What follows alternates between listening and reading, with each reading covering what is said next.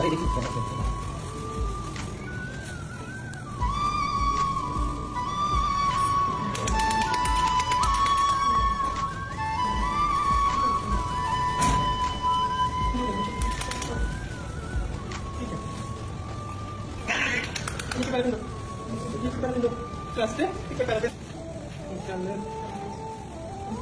देखिए diabetic patient के बच्चे हैं ऐसे लाने देते हैं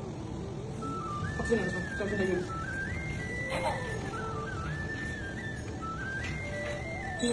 बच्चे देखने बड़े होते हैं तो उनके अंदर छोटे हैं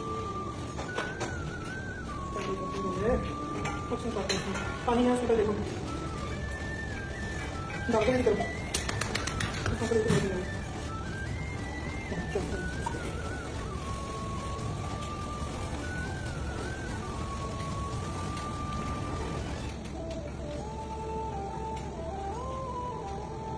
कितने लेकिन आपको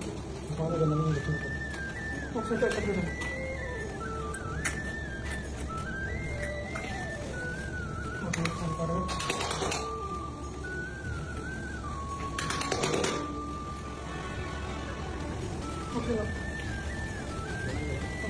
पड़ेगा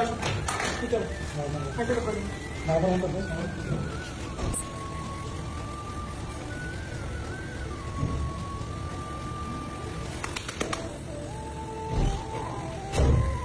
देखो ये देखो देखो देखो